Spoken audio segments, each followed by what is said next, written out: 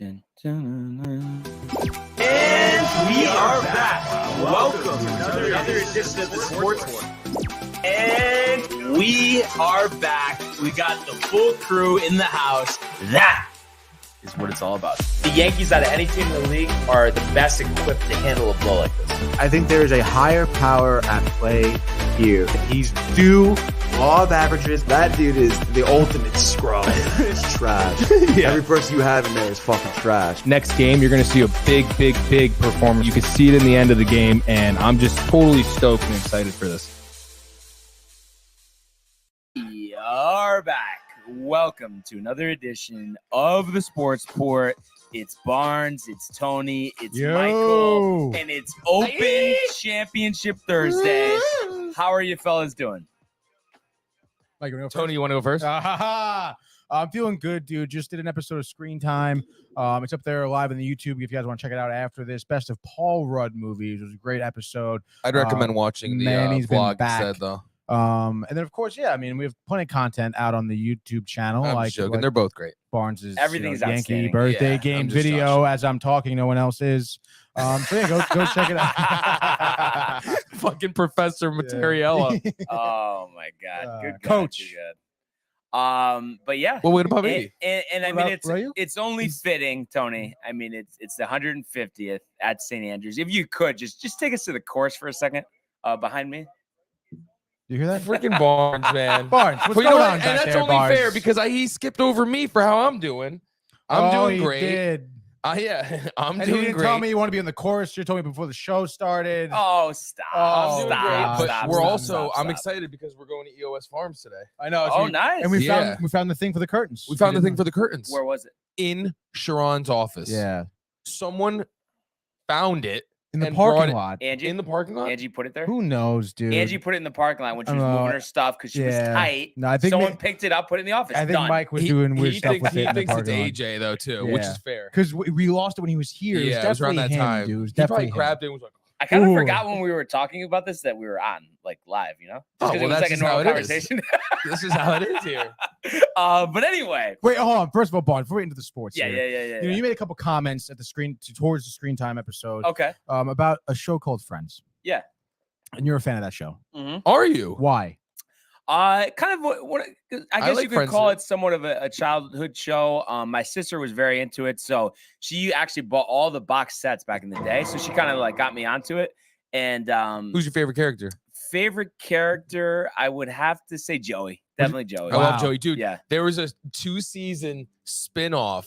Yes, I watched it. Me and her watched it. Yeah, it was so good. It was so sick. They blew it by not doing that. And the person that's in it, this is incredible, is in The Sopranos. Yes. She's a big character. And like it was just so ironic that she's in that as well. Yeah, she's great in it. She's his sister, Joey's sister. Yes, Joey's sister. Yep, and the dating life in LA, not as easy as New York. And they didn't even release the whole rest of the second season, but it is DVDs, something in Canada or whatever, if you wanted to watch it. But yeah, my sister actually bought the disc set of that as well. Wow. I couldn't believe that it didn't work, but at the same time, it's like these spinoff shows, they don't work. They don't catch traction. Yeah, because like that show, Friends, and he doesn't like it. First of all, that's why he's not talking. I like it. I know it's not Seinfeld, Tony, which I also like, but I can appreciate Friends as well. There's obviously some unrealistic stuff. You know, everybody always says, how can you afford that apartment in the city? And you guys, you know, that stuff, but it's a good show. I don't doubt two sentences, Tony, not to cut you off. Yeah. I want to hear the problem with the show. 2 sentences. Give it to me. In 2 sentences? Yeah. All right. So I think that was one. No, just kidding. I would say not great writing, and it's just like it's too sitcom-y. You know what I mean? I don't know if I've ever heard anybody say that. Come on. There's a first for everything, though. It's too like, oh, the drama and who's dating who and who's banging who, and you know, Ross has got a kid and he's trying to be in love with Rachel. So what? How would you change it then?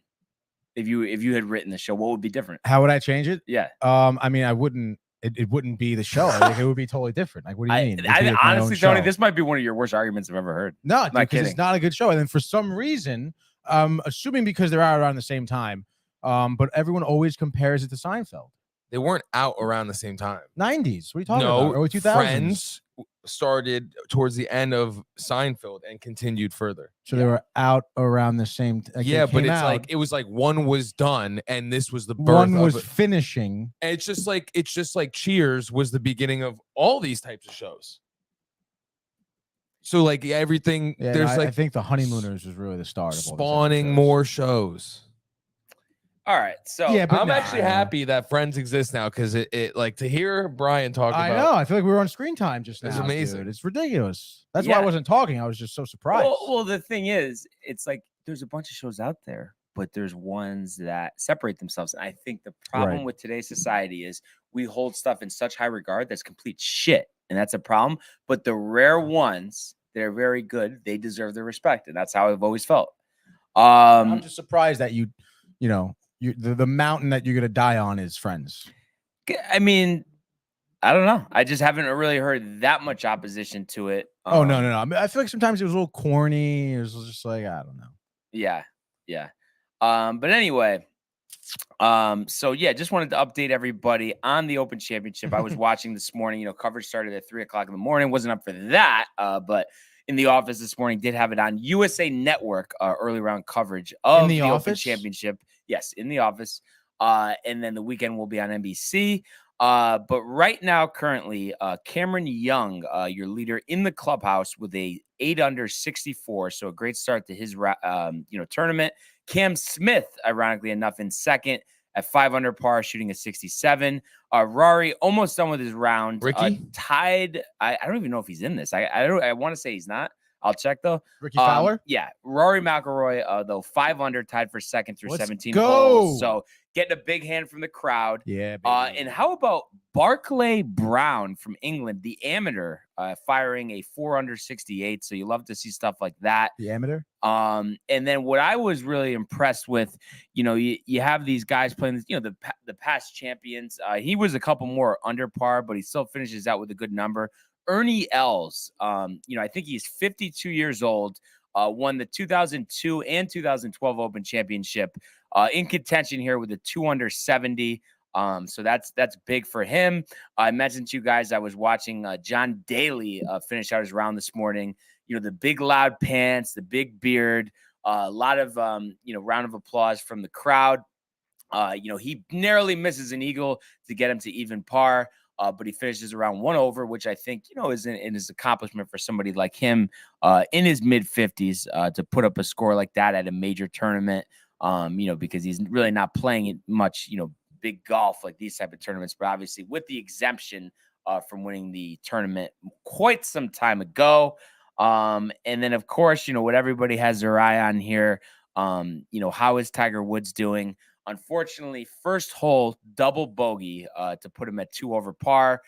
Comes back on the second with a par, and he's currently on his third hole now, the par 4. So hoping to get a couple of those strokes back. It'd be nice to go to the turn even par.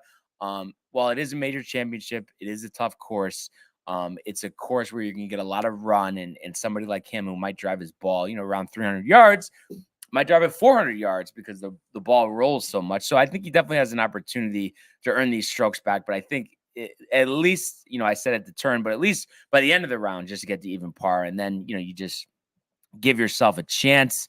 And I'm just looking here too. So currently in last, Sepp Straka fires an 81. Obviously, disappointing for him.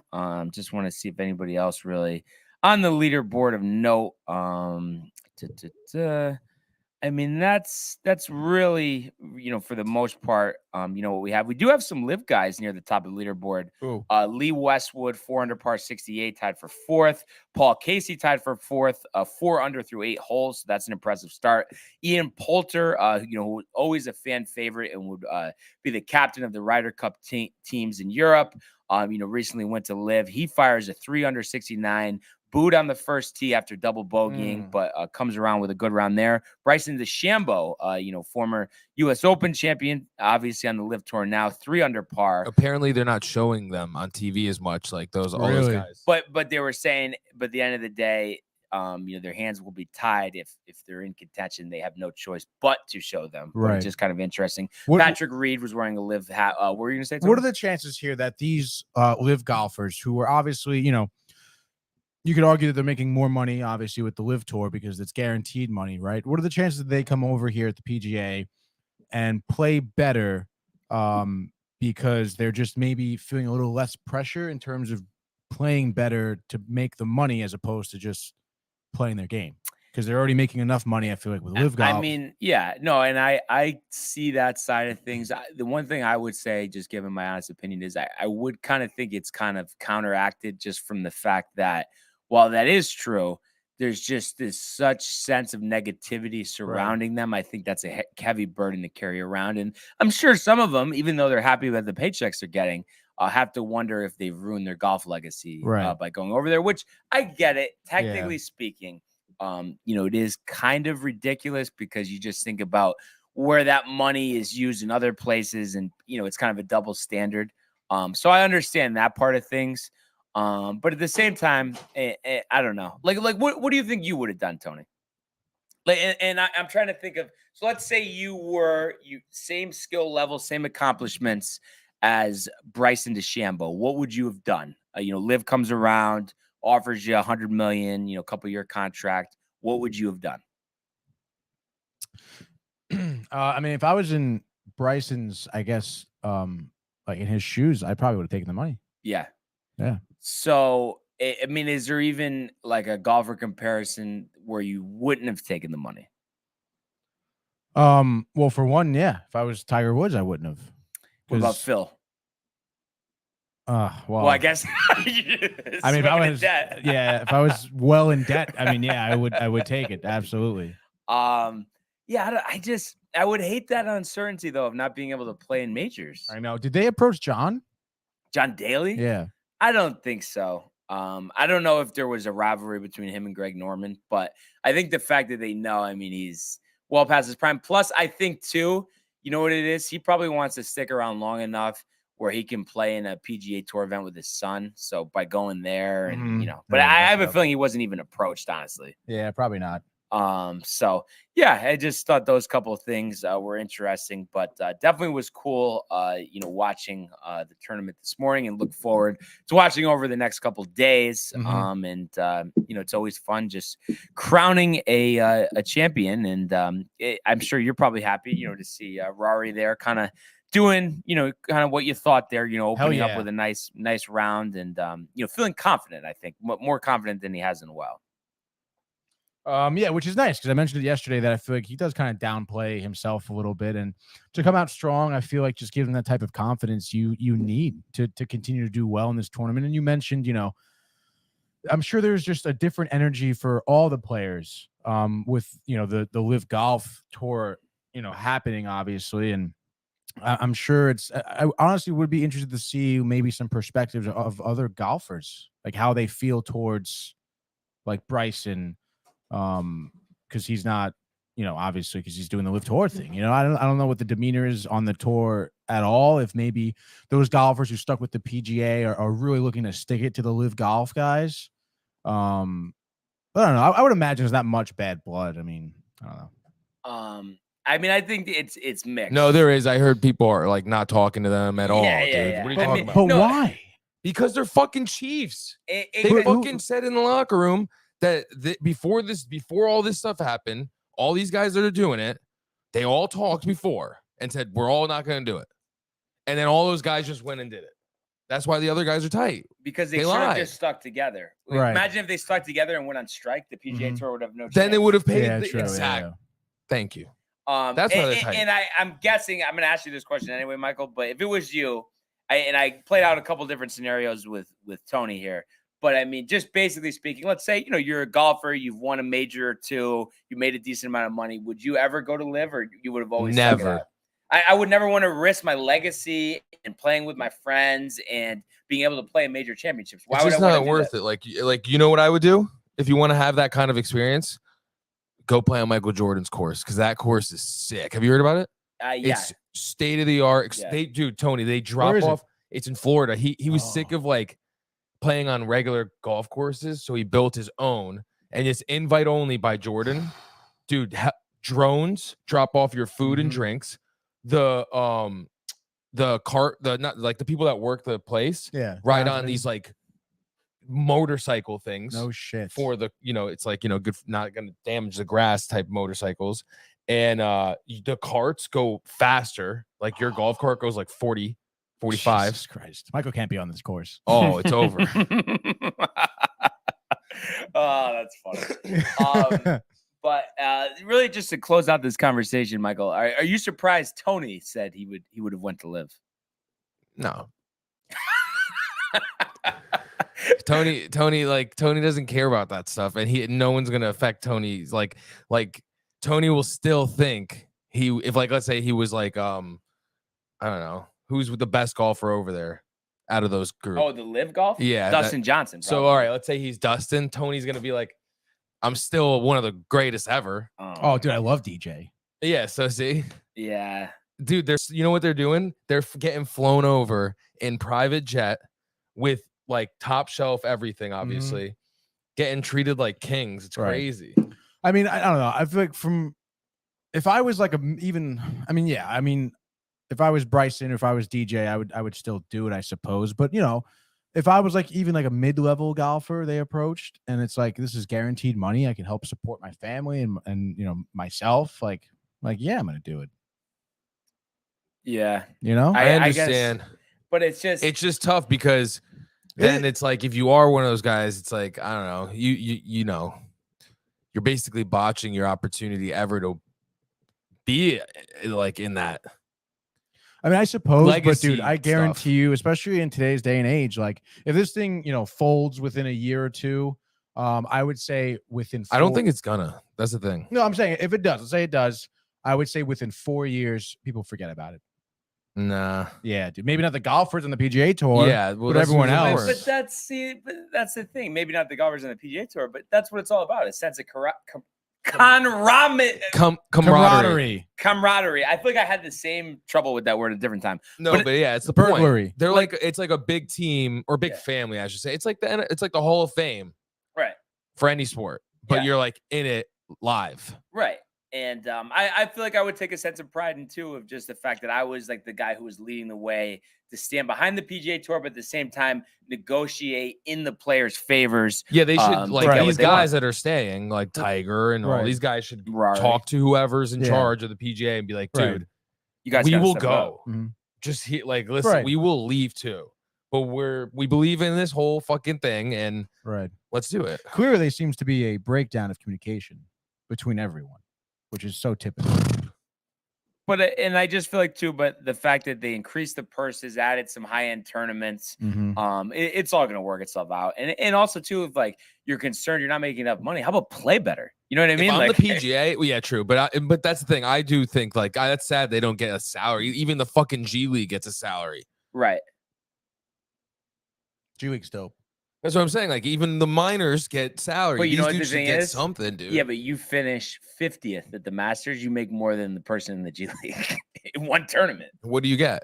I mean, probably I don't know. Like maybe not 50. Let's say 20th. You probably make 100 Yeah, but grand. how many? Dude, yeah, that's tough. Yeah, but yeah, I don't know about 20th. How many people? How many people are in this Open? 150. The people who don't make the cut don't make anything, but it's just right. See, that's what I'm saying. But you could play 30 tournaments a year. You're gonna you know what I mean? If you're good, you're gonna make your money. You'll make some money. But isn't the cutoff too different in a tournament based on how everyone's playing and stuff? Right? So basically, it's the top 60 and then ties. Right. But you know what I mean? It's like, and then if like, oh, I'm not making any money, I'm not making cuts. Well, maybe then you shouldn't be on the PGA Tour if you can't make a cut. Like, you know what I mean? It's like it's a very select few. It's a privilege, and I think you have to earn your right. Oh, that's why they went to the Live Tour. Yeah. But one thing too to kind of close this out, with Live and everything, I just think too, like Live is not going to work, especially if they don't get a major TV partner. You can't. Dude, they're definitely going to. I wonder who it's going to be though, because all these Sky Sports, ESPN. But no, because they have the relationship with the PGA Tour, and dude, I'm telling you, it's going to be like Sky Sports or I think Fox Sports, because they just lost the U.S. Open coverage, so they could get right back into it. Damn, that's what's going to happen. That would be like groundbreaking for a live tour. Yeah, and that would happen. There would be a lot of controversy with Fox Sports at that point. Do they really want that? Yeah, they got a lot coming at them soon. Yeah. But hey, we'll see. We'll keep you guys posted if anything interesting happens. Maybe before the they can get show's exclusive over. rights on the Downtown TV network. That'd be crazy. You Barnes wouldn't want to do it. I wouldn't sign off. You wouldn't want to do it. Would you do it? I don't know, man. It's tough. You wouldn't want to hurt my feelings. It's $500 million for a 3-year contract with us. No, it'd have to be like 6 months. Test it out. $250 million for 6 months with us. See, but you can't. You said you wouldn't go. I know. As a golfer, you have to say scary no. too. Where's that money coming from? And then I can tell you where it's going. Somebody's gonna show up at your door if they don't like something. Like I don't know. Yeah, I can tell you where it's going, dude. But all I can say is I could talk golf forever. But you think so, Tony? Please. But you know what else I could talk about forever? Major League Baseball. Was that your toss? That was a toss too. Wow. 2-2, he got him swinging. A back-to-back strikeouts for Robbie Ray. There's damage right there. Shohei, way, Sayonara, where did that land? Stuck to Chapman, who leaps up and grabs it. Story spins and fires. Out at first. There it goes. See ya. Home run, Aaron Judge. All right, Tony. Last right. night in our pick segments, we both went 3-1. Respectable. So both sit at 7-4 here. But we got a lot to break down here. We'll start with the Yankee game. And it started out on a terrible note. So we were thinking, oh my God, is it about to be a 4-game losing streak? 2 straight games to the Reds. I mean, talk about an embarrassment for a team that by far has the best record in baseball, but they did not let that happen. As they do beat the Reds 7-6 in extra innings. The game goes 10. And if we just kind of break it down as a whole, a point of concern, I haven't heard any updates yet this morning, but yeah, Luis Severino gets hammered, only goes 2 innings, 4 hits, 4 runs, 2 walks, 1 strikeout, 3 home runs allowed, leaves with a shoulder injury. And I guess he was going to have an MRI today. So obviously they're going to tread carefully there. I mean, you would think like it's not like anything crazy. Maybe, he needs to miss like a week to a couple weeks. And then if that happens, listen, we'll live with it. You said it was a shoulder? Yeah. How was he looking out there? Pain, but it's not like he was on the ground either. Right. You know what I mean? So, but he had to leave. He did have to leave. I mean, so obviously you don't like to see that. They had to bring in Sears out of the bullpen. JP. He gave him 3 2/3, but allowed 2 runs, 1 walk, striking out 5. But the rest of the way, the combination of Albert Abreu, Wandy Peralta, Chapman, Clay Holmes redeems himself with a scoreless inning, and Michael King, who has really been on quite the run, ERA sitting at 2.23, gets the job done. So he had 12 Ks in 6 innings? Yeah, sorry, Barnes. Yeah, no, it's all good. So at the end of the day, the bullpen picks up Sevy. And then, offensively, a little light to start, the first 2 innings, but they do put across 5 runs in the 3rd inning, courtesy of a Rizzo fielder's choice, a Glaber single, and an IKF double, which scored 2 runs. Huge double. And then, but the Reds answered back in the 5th with a Votto ground rule double, and then also a Tyler Stevenson sacrifice fly to take the lead 6-5. But fortunately for the Yankees, Giancarlo Stanton was ready, 345 feet to right, to tie it up at 6. And then on to the 10th. Michael King gets through the 10th unscathed, even with that ghost runner. So really hard to argue that Michael King, didn't deserve to be on this team, the All-Star team. But I guess, with Clay Holmes already being there, 5 other Yankees, they can only take so many. So anyway, the Yankees end up winning the game in the 10th, actually on a wild pitch. So DJ LeMahieu, who started the inning on second, comes home to score. It was his Yankees birthday. Win 7-6 on his 34th birthday, their 11th walk-off win of the season. So of course, you love to see that. And listen, I get it. Skepticism. I mean, the Reds, 22 games under 500. It shouldn't come down to this point. But listen, everybody has their lulls, and you save embarrassment here by winning this game. You come back, which was nice.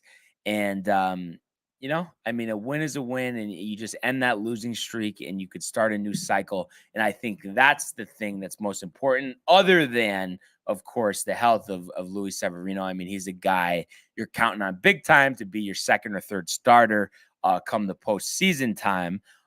So you hope he's okay. And, any type of update we get on him, we will definitely bring it to you. So Yankees win 7-6, and they do have the rubber game tonight. Pitching matchup of Luis Castillo, a guy who's been rumored possibly in play for the Yankees, versus Nestor Cortez. So this should be a good one. 7:05 at the stadium. We'll talk more extensively, about that in a second. And just to give you an update, so virtue of the win, still have a 14-game lead on the Rays as they won yesterday as well. But Boston has lost 3 in a row to fall 15.5 back, tied with Toronto for third. And then Baltimore, 10-game winning streak for the Baltimore Orioles, 17.5 games back. So every team in the division over 500. That is a power division. So that's really what I got on the Yankees for right now, Tony. Give me something about a Mets afternoon victory yesterday. Yeah, buddy. Early game. I want to say it was like noon or whatever it was. Maybe 1 o'clock.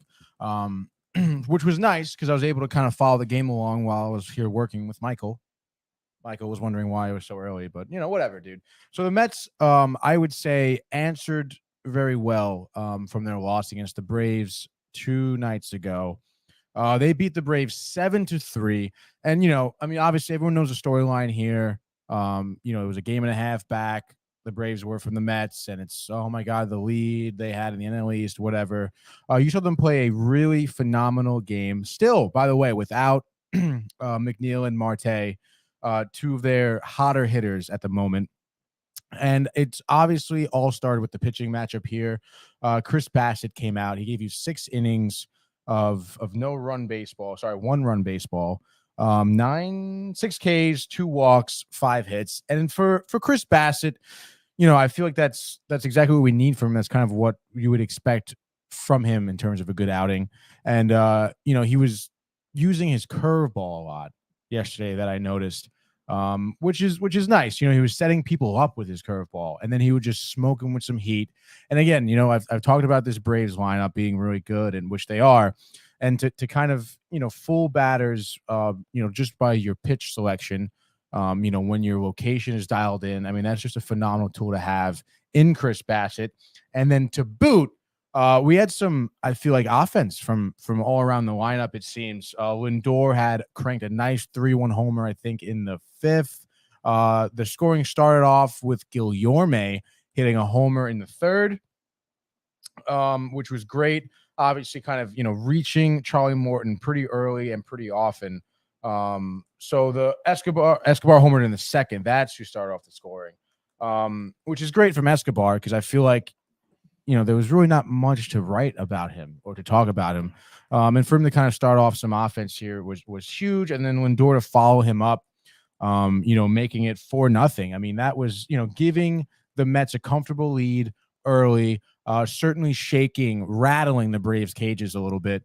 And then it leads to Chris Bassett being a little bit more calm on the mound. And again, he was in a few jams that he kind of had to work his way around. And he did so, quite perfectly. And our bullpen did pretty decent. Obviously we've used our bullpen a lot, right? So we had Drew Smith and Tommy Hunter out there to follow up with Bassett. Both giving up a run, home runs, by the way. But regardless, we know the holes in our bullpen, and for the Mets to kind of, give them a comfortable lead to work with. I think everyone, Drew Smith, Tommy Hunter, that being, was pretty calm and cool on the mound last night, which again, giving up 1 run from them, it's still not good. You want to see better outings where it's 3 up, 3 down for the inning sort of deal to kind of, somewhat have any type of confidence in anyone in our bullpen, because confidence, not going to lie, is pretty low. But nonetheless, it's just overall a great victory for the Mets. To come into now this series against the Cubs, and then of course, the All-Star break, with, kind of proving that you could defeat the Braves, not only without DeGrom, your best pitcher, but without some of your best hitters as well. I think that proved a lot, taking 2 out of 3 here. And, the first game was tight with not much offense at all. And then, you saw them lose the second game, same deal where it was kind of tight. And then this third game when they really opened it up, I think showed a lot of opportunity the Mets could kind of take against any team, honestly. Because, Charlie Morton isn't a horrible pitcher. He's, I guess you could say he's, one of the better pitchers you'll be facing right in the league. But yeah, it was just great to see, Kana, Lindor, Escobar. I mean, some of these guys, Guillorme, like I said, who, typically aren't normally on the score sheet last night to kind of pick up, the slack you had without McNeil and Marte. So it was a great win. And, of course, now, the Braves are heading into a series against Nationals and you're heading into a series against the Cubs. So you would imagine that, coming out of these next two series that you'll still be pretty much even, like with 2.5 games separating the two teams. Yeah. I mean, I have to say, I am impressed. I did not expect them to win this series because the Braves have been playing well, but that's exactly what they did. And I really thought it was important to see Chris Bassett have this type of start against this type of competition because we've seen him go through some struggles this year. And now, after a 1 run over 6, his ERA sits at 3.79. Yeah, which is great. And it's funny. I feel like just from watching him this year, typically his struggles happen in the 5th inning and after. And you kind of saw him, I think, close the door on the Braves in the 5th inning when he got into some trouble and then get through the 6th as well, which was huge for him because, he's got to be a reliable guy right now. He's going to be, a huge tool, especially with, Scherzer and Walker pitching really well. DeGrom will be back. If you can solidify him as like, kind of like, I guess maybe your 4th starter, I mean, that's very dangerous in in the postseason when you have a series and you're facing 4 really good pitchers. I mean, it opens up so much opportunity for the Mets to go pretty deep in October. Yeah, absolutely. So, and also, Brian, all these scoring opportunities, which I feel like is something you've talked about, whereas, the Mets don't have any power. Besides I think the Lindor scored on a balk and then Guillorme made a double, but there was, we had 3 home runs yesterday. Yeah. And, you look at Lindor after, hitting his 16th home run on 64 RBIs to go around with that. So you think about, where he could be by the end of the season. I think he has a chance here, but he's got to hit, around 300 in the second half. But to get to around 270 levels here with around 30 home runs and over 105 RBIs, I mean, that'll be pretty good. So I think that'll be crucial in terms of the Mets' success here in the second half, as well as, of course, the health of their starting rotation. Of course, yeah. And on a side note, I was just looking this up. We've been talking about the home run derby. They just announced Jose Ramirez and Julio Rodriguez have been added to the field. So they are joining, the likes of Albert Pujols, Kyle Schwarber, Ronald Acuna, Juan Soto, and is that it? Oh, and Pete Alonso. So one more spot left. You would imagine that will go to Giancarlo Stanton, but that has not been confirmed. No, Pujols is already confirmed. Oh, he is confirmed. Okay, I thought so. And I was looking at this too. I think it's ridiculous what they're doing, having Pujols in the All-Star game and the home run derby. You realize, I mean, I know he's not a full-time player right now, but he's played 51 games, 164 at bats, sitting 220 with 6 home runs, slugging 390. That's pretty not good. I guess, though, in batting practice fastballs, I mean, what would his numbers be then? That's what the home run derby will be, right? So knocks out first round, I think. Yeah, probably. But against Alonso. Gets a nice wave from the crowd. But he should be the 8th seed. So you would think defending champion would be the 1 first seed, right? But I don't know if they just do it by number of home runs. So Schwarber might be the number 1 seed. But we will see. So that being said, Tony, looking at the slate today, I think we have room for 4. So if you would not mind in starting us out here. All right, cool. Well, I just talked about the Braves and the Mets. So I think for the first game here, I'm taking the Braves against the Nationals. I think it'd be a pretty I feel like a pretty easy win for the Braves. Especially, losing last night to the Mets, maybe having a little difficulty. However, you got to mention Kyle Wright on the mound, ERA shy under 3, 2.97, 103 Ks over 103 innings pitched. So you like that. He's 10-4 in the season, obviously, pitching ahead of a really good Braves lineup. And Matt Olson, you got to kind of mention, he's a little hot right now. He had 2 home runs in the series against the Mets. So I kind of think he's going to continue a little bit of a hot streak here. And then obviously we know the national story. So, I mean, there's not much to talk about there. Actually, the Braves take this one 5-1. Yeah. I mean, really can't argue with you there, Tony, on that one. Nationals, I mean, really should be looking to just gut the entire team because they need as much help as they can get. I already mentioned, obviously, the Cortez Castillo pitching matchup. So I expect this to be at least a good one to start. So I could see a scenario where maybe after 6 innings, Yankees have like a 2-1 lead or something. And then I think once we tap into that bullpen, they'll claw a couple more across. I like the way that Nestor bounced back, after kind of, having a pretty rough stretch. Obviously, that being said, oh, wow, I just got a note. Breaking news, if you would, Tony. Oh, my goodness. Stand by. He's coming home. The Yankees have acquired Tyler Wade from the Anaheim Angels.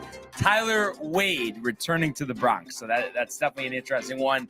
Not one that I expected, but as a side note, he is best friends with Aaron Judge. So, if you connect the dots, that looks pretty good for that extension. So might be something that could be done over the All-Star break. I mean, I don't want to make any predictions here, but I'm just saying he did kind of allude to the other day that he kind of is a little more open to that extension. And as I expected, we know the man wants to be a New York Yankee. So just wanted That's so pathetic, Brian. Just wanted to get that in there. But if you look at Cortez, like I said, it's been a little bit of up and down. But a nice start against Cleveland, struggled against Boston, but Fenway Park, it is what it is. But I think against the Reds, I think 7 innings, 8 strikeouts, 3 hits, 1 earned run. And I think we're going to see Judge finally hit another home run. I know he's been scuffling. Glaber's due for a homer too. So Judge and Glaber homer. They get a bunch of hits. Maybe, DJ has 2 or 3. And I'm going to say the Yankees all over the Reds here, 7-2. I like it, dude. Also, I think it's time for the Yankees to stop fucking around here and just like smash the Reds here. Yeah. I mean, come on, dude. But 7-2 is fine. I think that's a minimum requirement. No, that's what I'm saying. It's time to be like, all right, the Reds were just never in this game at all. Yeah. But for my next pick, I think I'm going to go. Oh, dude. I'll go with Minnesota tonight, I think. The Twins are hosting the White Sox, and we have Sonny Gray on the mound for Minnesota. We all know Sonny Gray quite well here. He's matched up against Johnny Cueto. So I think it should make for a nice little pitcher's duel here.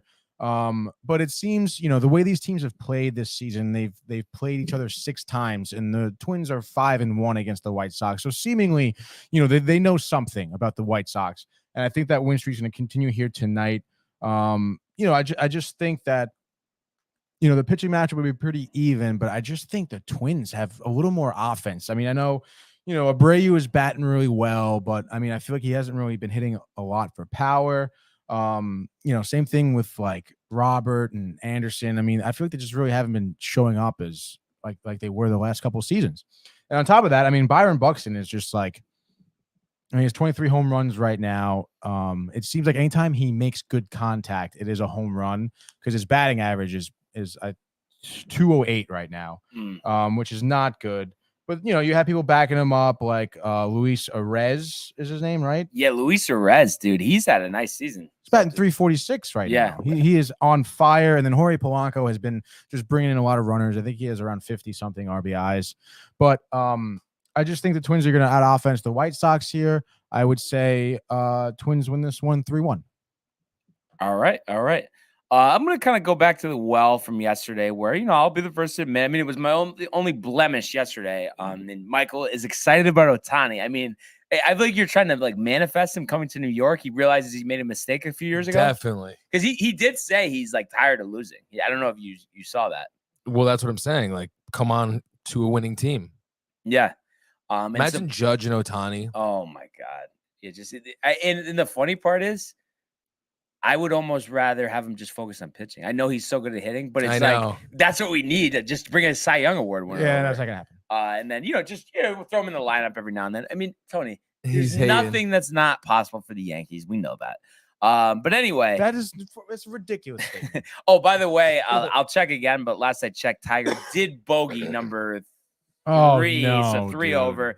Rory finishes around strong with a birdie on 18 to move to 6 under for tied for second. Let's go, baby. So let's go, Rory. Chipping away. But as I was alluding to, the Angels did win last night, but that was just because of Tiny's pitching. He's on fire, hitting all that. Wait, yes. Who's pitching for the Angels tonight? Is it Reed Detmers? Reed Detmers. Oh, didn't he have a no-hitter? When you picked against him? Yeah. So anyway, he's listening, Brian. Valdez on the hill for Framber Valdez. Yeah. A very good year this year. 8-4, 2.64. But Angels are trash. The whole organization is trash. So I'm gonna say Astros all over the Angels, 10-2. Valdez gives them 6 scoreless and 2 home runs for the rat himself, Jose Altuve. All right, dude. My next pick here. We're going with the Cleveland Guardians. Haven't picked them all year. They're playing the Detroit Tigers, hosting them. And we're looking at the pitching matchup here. And I'll get into the rest of the team. But Elvin Rodriguez is pitching for Detroit. I guess possibly a bullpen guy. Oh, he's just a young dude, huh? Yeah. So 2 starts. Sorry, no. He has 5 starts, right? 0-2 in the season. Excuse me. ERA is just shy below 12. So he obviously been having a little bit of a tough time here pitching. And I just feel like Cleveland is going to jump on him. I really don't think Detroit's going to have much of a chance here. I would say the Guardians win this one. I would say this Rodriguez guy maybe last 3 innings, giving up 5 earned runs. So I'd say Cleveland wins this one. I'll say 7-4 because I feel like, Tristan McKenzie for Cleveland also isn't really a great pitcher. ERA's at like a 4 right now. He's 6-6 in the season. Not horrible, I suppose. It's not 12, but Miguel, I'm sure will hit a dinger. Maybe Baez will get a couple RBIs, but probably get a dinger out of Ramirez. Andres Jimenez too, actually batting really well for the Guardians. So, what did I say? 7-2? Yeah, I think it's a 7-4. Jose Ramirez warming up for the Derby. Let's do it. Let's go, Cleveland. So a team that nobody's talking about, and a team that I've been a supporter of mostly because I like what Logan Gilbert has done for them this year. How about the Seattle Mariners? 10-game winning streak. If the season ended right now, they would break the 21-year drought of making the postseason ever since the Yankees booted them from that infamous 2001 American League Championship Series. They could have a chance to return to the playoffs here. 47-42, 10-game win streak. Julio Rodriguez is in the Derby. He's fired up. And you look at the game tonight, they are in Texas, and it's Martin Perez versus Marco Gonzalez. And listen, I know Marco Gonzalez isn't Cy Young, but at the same time, Martin Perez with the 2.74. I mean, law of averages, his ERA in the second half is going to be 7. That guy has been cooked for years. I think you're playing with fire here. I think Dallas Keuchel might have a better second half ERA than Martin Perez. So anyway, that being said, just love what Seattle's doing. Rodriguez is such an exciting player, and I think we're going to start to hear more about him, especially after this home run derby. I think that's the best thing for him to really get on the national scene. But I think Perez gets popped. Rodriguez hits 2 home runs. Gonzalez gives them 6 strong, 2 earned, and the Mariners win 9-4. Okay, I like that, dude. Seattle's been, obviously, you mentioned 10 games, but they've been really hot, Yeah. Give me a win last night. There you go. All right, 4th and final, huh, dude? Yep. Give me the Mets. Okay. Mets are being hosted by the Chicago Cubs tonight. First game of the series here. And it's a 4-game series, mind you. But I feel like Cookie Carrasco on the mound here. And again, you talked about, Bassett really proving himself last night. I think it's time that Carrasco kind of does tonight. He's had good outings, but again, we've talked about how inconsistent he is, not giving you length very often. I would say in the past month, he's giving you 1 outing where he went over 6 innings. Anything other than that was 5 and under. and he's never not given up a run. So I think against this Cubs lineup, I feel it would be a pretty good opportunity for him to kind of, prove himself and help the Mets out in terms of starting pitching for sure. And again, I talked about the offense they had last night. Seems like, a little bit of the unusual suspects, I would say, have been hitting pretty well. And I'm going to say a 2-home run night for Pete Alonso. I feel like he's been a little quiet in terms of the long ball, Michael. So give me 2 home runs for Alonso. I don't think McNeil's in the lineup still, which is like, when the hell is he going to be back, dude? Yeah. So, but nonetheless, give me the Mets here. They're going to win 5-2, Michael. Yeah. I mean, I love just the matchup, just in terms of playing the Cubs. The thing I just hate is Carrasco. I don't know. I know.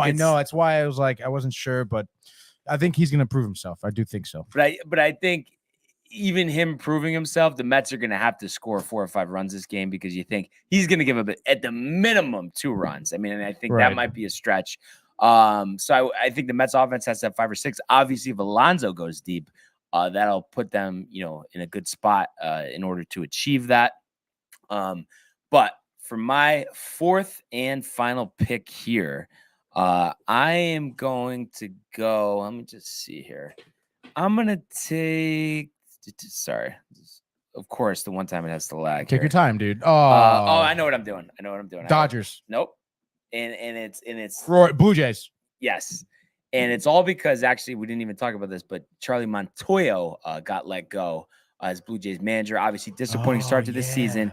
Every time we see a talented team let the manager go, generally speaking, usually they go on a run. Obviously, I know the Angels have gone to shit, but at the same time, how good were they in the first place? But, we've seen what the Phillies have done. Obviously, they have some talent on the team, under Robbie Thompson. And I just think same thing here with the Blue Jays. Too much talent on that team. Going against the Royals, unannounced starter versus Kevin Gausman, who's been a bright spot for the Blue Jays this year. So I think he goes 7 strong, 9 strikeouts, 1 earned run, 3 hits, 1 walk. And let's see, we're going to say Vladdy and Bichette each hit 2 home runs, 12-3 Blue Jays. Love it, Brian. So that's what we got in Major League Baseball, Tony. But now let's go to the world of the National Hockey League.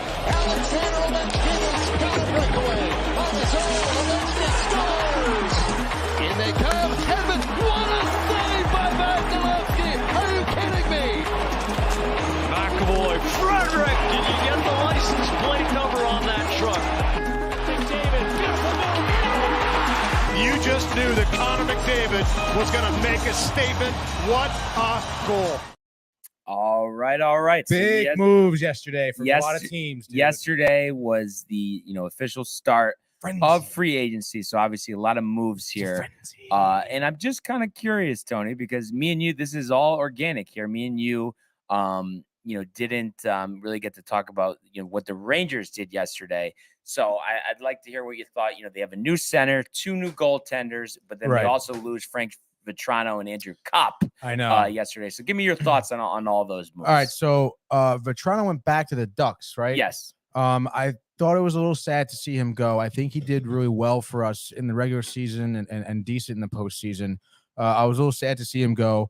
I guess kind of indifferent / somewhat happy about Kopp going. I thought he wasn't worth paying for. However, though, picking up Louis Domingue, I thought was pretty huge. Yeah, Mike and I talked about it yesterday. Oh, Louis Domingue. Oh, who is that? What? No, ESPN. Yeah. I did say that. I was You like, did. who the fuck cares? Yeah. And but also tell them about how Oh my God, ESPN. yeah. We'll get into the gripe after. But Louis Domingue, obviously, he showcased his talent against us in this series. Against Legend of the Penguins. Spicy Pork. Legends of the Spicy Pork, dude. This guy is gonna be a great backup goaltender. Who else did we grab? We grabbed another good backup. Yeah, 37-year-old. Halak. Yeah, Halak, dude. He's had some bright spots. He was a goaltender for the Islanders for a while, and he was good. So I feel like he would be a good, tertiary goalie. In the sense where, God forbid, Shesterkin gets hurt or whatever. Or even if Domingue goes down and Halak becomes our backup, I'm totally happy with our goaltender situation. And one thing, just from what I'm reading, they're expecting actually Domingue to be third string and then Halak. I don't get that. Yeah, we'll see about. I would imagine they have Halak in his backup because of his experience. And in case, I guess they're relying on that a little more. But I think you should watch out for Domingue, because he has playoff experience now, and he has really good playoff experience and really short notice playoff experience. I mean, I thought he proved a lot coming into that game, pretty unexpectedly. And I understand he's always been the third string goalie. But it's like, dang, dude, like I think, he'll definitely be able to work himself up to just being the backup, I think. And then I have to say, I mean, I was looking it up. I mean, he seems like a solid player, but I'm a little confused about Vincent Trocheck getting 7 years from the Rangers. I know 7 years seems like a pretty big contract to me. However, I think it was pretty important for them to lock up a center, whoever they got. And Trocheck, if my memory serves me, I think he had like 20-something goals last season, 30-ish assists, clocking in and around 50 in that ballpark points. And, he's got a good face-off win percentage, which is great because we saw that in the playoffs was our biggest problem.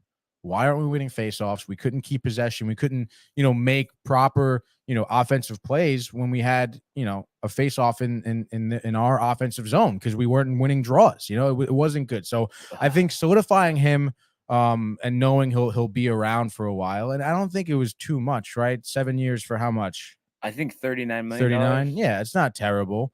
Especially for someone like Trocheck who played really well for the Hurricanes last season.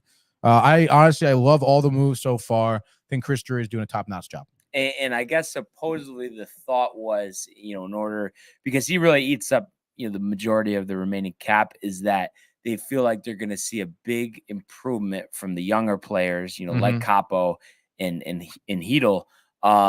So the thought was, well, if we just add one big piece like him, we're going to improve from within, and that is going to be what we need to get over the top.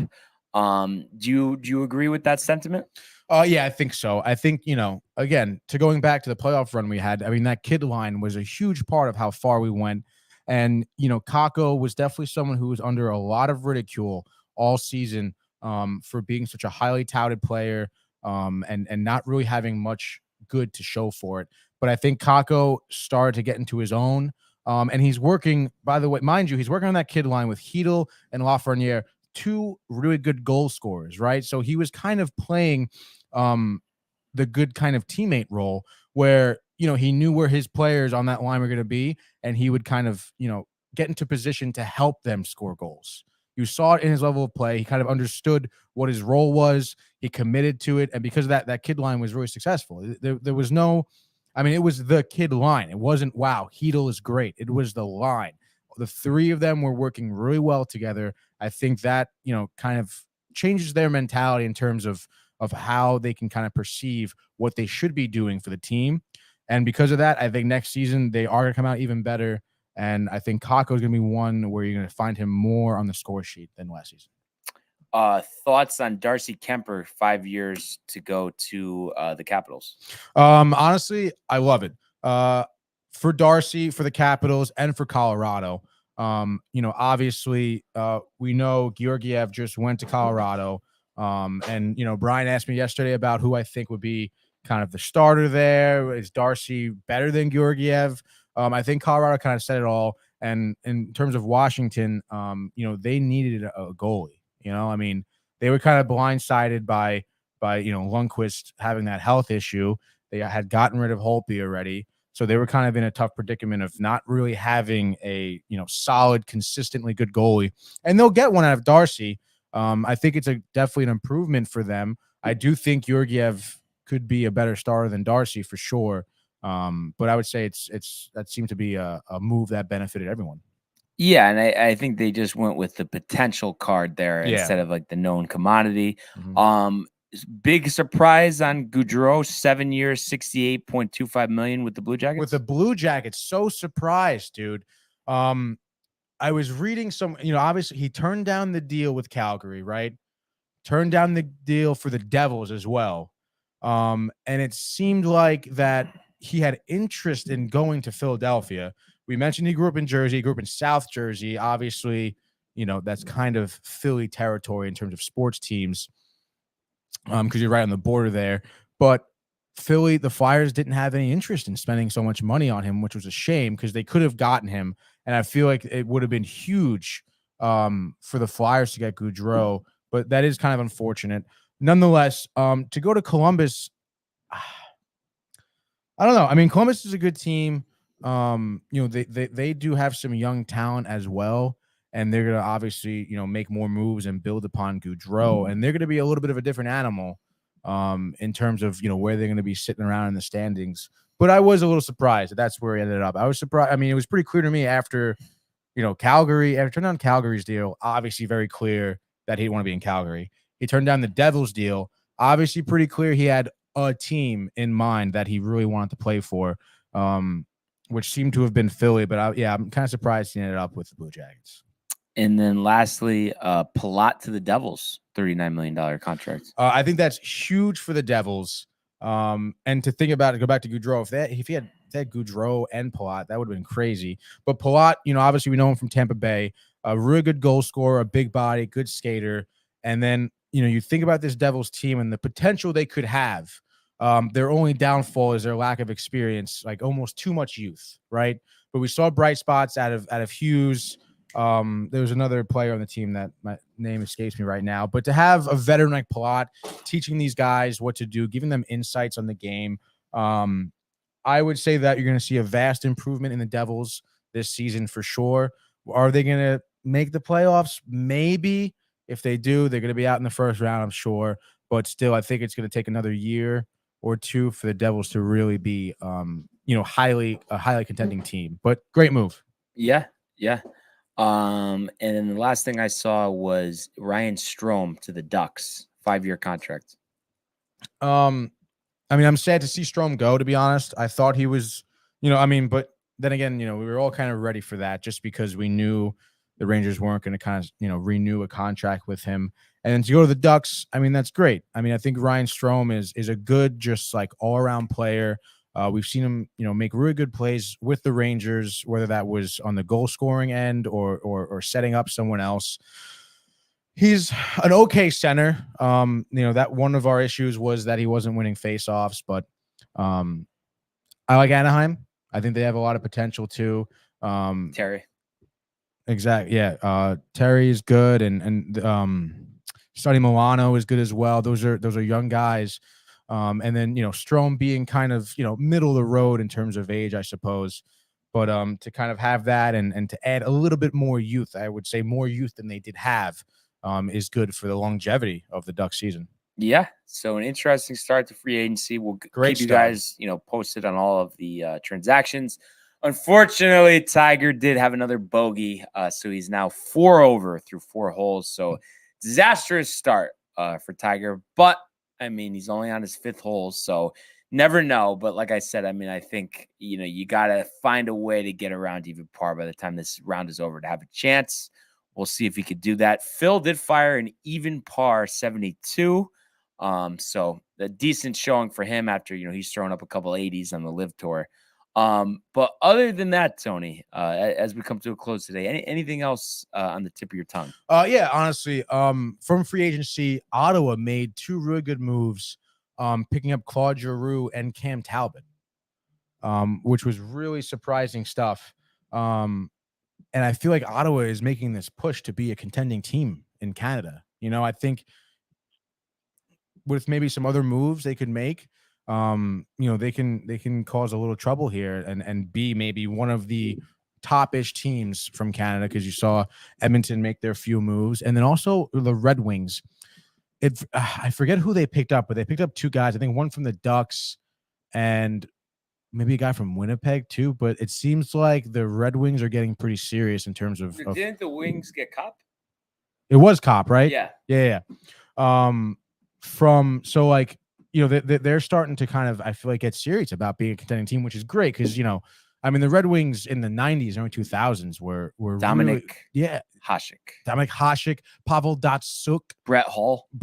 I mean, dude, they had they're obviously, I mean, they're one of the original 6 teams, right? Yeah. And yeah, Shanahan as well. I mean, they were a force to be reckoned with, a couple decades ago, I guess by now, but it's nice to see them build around Dylan Larkin, which is great. I'm kind of just because of nostalgic sense, I'm a little bit of a Red Wings fan, but yeah, and Bruins, Red Wings. What the hell is the matter with you? What do you mean? You're a Bruins fan. You're a fucking. Why did I say I'm a Bruins fan? What's the other? Oh my God, what's the bro. other team in the Braves? Your heads, the Braves. Chipper Jones. Out of your and head. now you're telling us you're a Red Wings fan? I'm just saying, growing up, I'm a little kid. I'm playing N64, playing Wayne Gretzky's 3D hockey. No, I'm playing as Detroit. I'm playing as Philly a little bit too. Michael, aren't you kind of a Playing Celtics as the fan Rangers. Michael's not even a Knicks fan anymore. I am. I said my thing is if the RJ Barrett gets traded, I'm out. But they said they don't want to trade him. I know, so I'm still here. Yeah. Anyway, dude. Okay. Tony, you bring it on yourself. Don't get mad at us. What do you mean? You're the one saying that. I never said I'm a Boston fan. All I did was pick them because they were winning. It was a bet. I was picking them to win. All right, well, at least Braves and now Red Wings is ridiculous. Yeah, you did say Red Wings, and I'm a little bit of a Red Wings fan. Sure, I mean, if the Rangers aren't doing anything, like, sure, I'll root. If I go to a game, let's say it's Red Wings, I don't know, Kings. Okay, you're not going to that game. Why not? But you also said if the Rangers aren't doing anything. I mean, if the Red Wings, I understand they're improving the team, but if they have a better season than the Rangers next year, then we're in trouble. Who said that? Well, you just said if the Rangers aren't doing anything. Yeah, aren't doing anything. In fact, there's no game. Like the Rangers aren't playing a game that night, and the Red Wings are on. I'll tune in. All right. I like Dylan Larkin. He's a great guy. He's a good captain, good forward, scores a lot. It's fun to watch. Fair enough. I'm tired of this shit. Anyway, so my gripe with ESPN radio yesterday, absolutely ridiculous, right? We're in the car, we're driving, wherever the hell we were going, I don't remember. But I'm on my phone, notifications blasting from like ESPN and Score Mobile, who NHL, free agency frenzy, who's picking up who's signing where. And I'm like, oh, dude, let's turn on the radio. Michael K's show is on. Don, hockey guy, let's watch, whatever. And dude, first of all, for the past few days, they have been obsessing over the fact that some guy called in and said they were nothing without Michael K. And they keep fucking talking about it. And it's making it worse because that's all you're talking about for 20. And I'm like, dude, can we talk about like some sports? Dude, it was bad. No one gives a shit that if Michael K wasn't here, it would be called the show. Like, shut up, dude. Like, whether or not Michael K is the show or not, which by the way, I mean, his fucking name is in the show. Like, so let's be real here.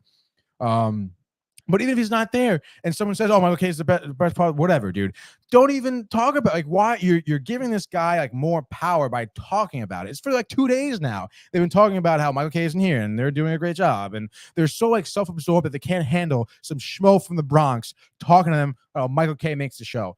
Absolutely ridiculous. So that's what they're talking about. And I'm like, all right, we're waiting for the sports. And finally, they get to the pre-ENN bullshit with Peter. And Peter's like, okay, it's time. We're talking about the big moves. And I'm like, literally, like, Mike is hitting me like, this is going to be hockey. Let's go. And it's with the New York Knickerbockers. In a hypothetical for Mitchell. Hypothetical fucking trade for Mitchell. It's like something that hasn't even happened yet. And this is what you're talking about? Literally, like, with the dude, Rangers they just signed involved. that dude for 7 years. Like just in that moment. Yeah, they just signed Trocheck. Yep. Like, New York teams are involved. The Devils, Drew turned down the Devils. What are the Islanders going to be doing in free agency? Like, what are we talking about? You're talking about the Knicks. No basketball is going on. This trade hasn't happened. It's a hypothetical trade. You're speculating, and there's real shit going on, and you're talking about dick. I mean, I don't even know how I get out to that. I mean, it's just like, but the one thing I guess I would say is, I mean, that show has been going downhill for a while. And I wouldn't be surprised if sooner rather than later, it actually gets canceled. It should, dude. It was like 3:10. Okay, this wasn't like hour 2. Yeah. This was like the beginning of the show. And this is what you're leading off with? Who the hell is producing the show? That is poor producing. I guarantee if Rothenberg got the opportunity, and I feel like he almost likes his schedule, so he wouldn't want to be in that time slot. But I think they would compete with Carton and Roberts easily. Like blow them away. 1 and 2. Yeah. Dave was singing again on the show today. Oh. He did the Thelma and Louise theme song, and he made Rick apologize to him. They played all like sad, mopey music, and Rick had to apologize for the way he acted. That gets a little too much like the power hour. You know, it's just a little much. It doesn't happen all the time. Though. I know. The power hour is every day. I just like Dave and Rick though when they're just talking straight business. You know what I mean? That's what I enjoy the most. I'm sorry. I enjoy their stories. No, I enjoy their stories. No, I enjoy stories, but I just don't singing and then apologizing. I don't need that. Yeah, but I think like what they'll do is like they'll be talking, and of course this is the end of so they've been talking all morning, whatever. So it gets a little crazy as it does here sometimes, but they just have a good mix where it's just like they're talking about whatever, and they go on a tangent for maybe like 2 or 3 minutes, and they come back. It's not like 15 minutes of the power hour, or the Nostradamus thing. He is the same person, same thing. Bart Stradamus. And he gets one thing right every 10 years. Yeah, I don't know. He should just have a show with Carlin. Carlin. Yeah. I mean, it just shows. I mean, you don't want to listen to ESPN radio other than Dave. Shohei. You want to listen to Downtime TV. Shohei last 6 starts. Yeah. 39 2/3 innings pitched, 20 hits, 2 ERA, 58 Ks. Legendary stuff. That is pretty awesome, dude. So that's what happens. He's gonna leave the Angels next season. Go to the Yankees. Yeah. No, he's not. 100%. No way. He already signed the contract. No, they didn't. It's a lie. It's misinformation. No, it's not. This is. They didn't sign a contract, Brian. Relax, Tony. Relax. No, Aaron Rodgers once said. Aaron Rodgers. But on the way out, Tony, what's your special message to the fans? I just gave it, Brian. What more do you want from me? You're really squeezing one other the line? juice out of here. Let's go Mets. Let's go Mets. How about that, dude? All right, let's go Yankees. Hoping that Tiger rebounds, but we want everybody to enjoy this wonderful day. Continue to comment, like, and subscribe, as well as check out all of our archives on our YouTube page, Tony in Costume. Brian, the Yankee game. As well as the summer collection. At downtimetv.com. But we will see you mañana. Hey guys, Tony here from Downtime TV checking in. I want to thank all our fans out there who's been liking, subscribing, sharing our content. You guys are the best. You guys are our bloodline. You make us love what we do.